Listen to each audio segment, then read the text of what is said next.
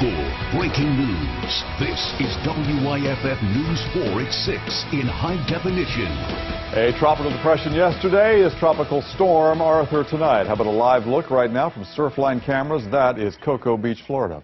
Arthur is spinning about 100 miles off the coast there. Chief Meteorologist John Cesarich is watching that, and he joins us now with an update. What's going on, John? You know, as you can see, Gabrielle and Michael, the beaches of the Carolinas and Georgia are not bad right now. That's because the system's still off the coast of Florida. And as expected, we have Arthur, our first tropical storm of the season. It developed late this morning. It's about 85 miles to the east-southeast of Cape Canaveral, just kind of drifting slowly off to the northwest. But it's going to turn more toward the north. It's going to intensify over the next 24 to 48 hours. And it's also going to pick up its forward speed. Looking at 2 o'clock in the afternoon on Thursday as a Category 1 hurricane just southeast of Charleston, and it'll quickly move off to the northeast. So here are the impacts for the Carolina coast. First, South Carolina. Really, it will start to feel effects Thursday into Thursday night. Sustained winds of 15 to 30 miles per hour and gusting from time to time, possibly as high as tropical storm force winds, which would be around 40 miles per hour. Rain, maybe some storms possible. High surf and rip currents are certainly possible with this system. The main effects from Arthur will probably be felt along the North Carolina coast. Thursday and through late Thursday night, winds 20 to 40 miles per hour and gusting as high as maybe 50 to 60 miles per hour. Heavy rain is certainly a possibility, and storms, especially along the Outer Banks, high surf and rip currents. For us, some beautiful weather. We'll talk more about that a little bit later on. Now back to you, Michael. All right, John, thanks. And again, Arthur is the first named tropical storm of the 2014 Atlantic hurricane season. The local Red Cross is preparing for a potential impact there along the Carolina coast, and officials say the staff and volunteers would also play a role in helping the neighboring states as well. Gabby?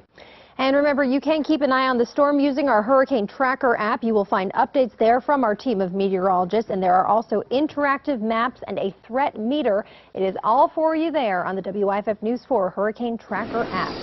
I believe that we will win. I believe that we will win. Oh, 50 states believing in Team USA. People are even boycotting Belgian waffles for the day, as the U.S. is squared off right now against that team from Belgium. Sports director Brad Fraley joins us now. Brad, what's the latest? Well, for the fifth time in the knockout round, 90 minutes was not enough to decide the match. Neither team able to score in regulation, but literally just moments ago, Belgium finally does get on the board. That graphic says 0-0. That is not correct, because literally about 20 seconds ago, Belgium scored. They are in extra time, so here's how extra time works. The goal is not a golden goal, which means they will play the full extra time period, so the United States still has an opportunity to tie the match at 1 apiece. So 1-0 Belgium right now. We'll have more on that coming up a little later in sports. WYFF News 4's Myra Ruiz joining fans at the Carolina Ale House in downtown Greenville. Maybe some disappointed fans with instant reaction after the goal. Yeah, when Belgium scored, there were definitely some gasps followed by silence, very intense silence. Now they're just watching very intensely. A huge crowd here at this place, standing room only inside, people lining up on the sidewalks to watch the TV monitors here. We have one of the district managers, Mark Holman, joining us here. Thank you so much.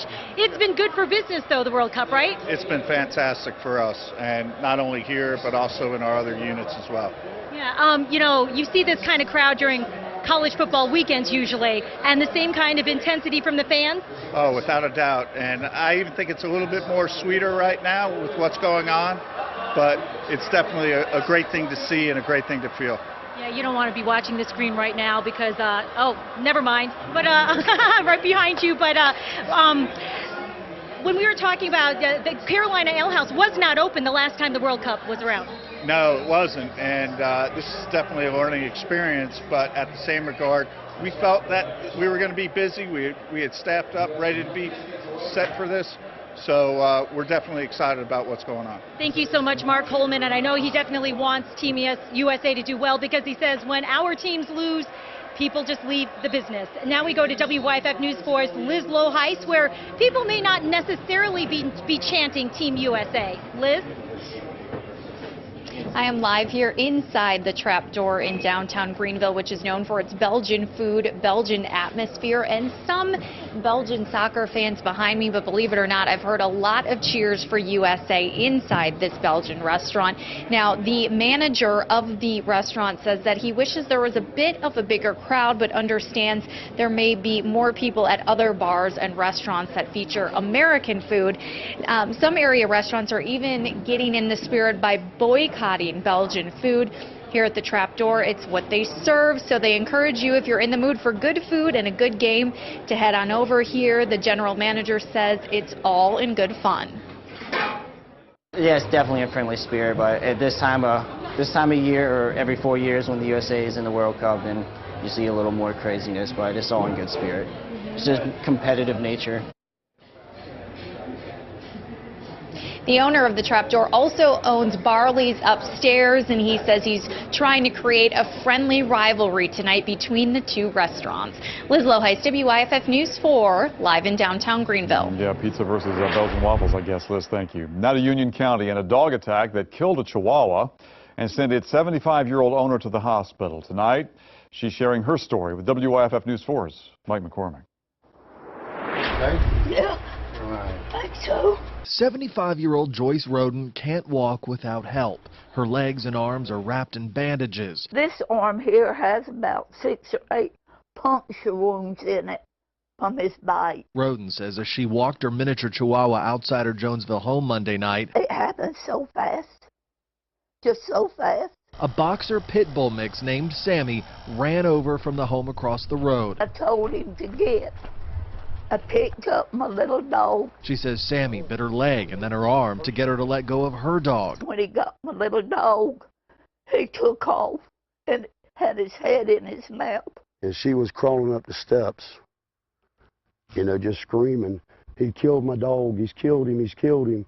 You know, and she's just covered in blood. Her son Randy called for help. Deputies say Sammy killed the Chihuahua. Roden ended up in the hospital. He was out for blood and he got it. Animal Control took Sammy. I've told the man down there, I've told him on several occasions that the dog is getting mean, he's getting vicious. I mean, he bit me one day when I walked up there to tell him after he chased my mom up the road and back. The sheriff says Sammy's owner is on vacation and will be charged with allowing a dog to run at large. You see so much on TV about dogs biting little kids and other people, but till you bit, you just don't know. For now, Joyce Roden is resting here at home. She says she will likely have to have surgery on Thursday or Friday. Mike McCormick, WYFF News 4 in Union County. South Carolina's longest-serving sheriff pleaded not guilty in federal court today. Lexington County Sheriff James Metz faces bribery and fraud charges. In addition to his plea today, Metz was allowed to post bond. Prosecutors say the longtime sheriff allowed friends to buy favors. They say he agreed to assist people who were in the country illegally and who were being detained. Well, now to Spartanburg County, where our first reading on Sunday alcohol sales passed County Council this morning. If it passes 2 more readings, it wins approval to go on the November ballot. A petition was going around. It has 4,000 signatures right now, but won't get the 7,500 it needs by next month. So the petition's creator went to the county council for help, saying this is all about making it fair to people living inside the county who otherwise would have to drive into the Spartanburg city limits or to Greenville to have a drink with a meal.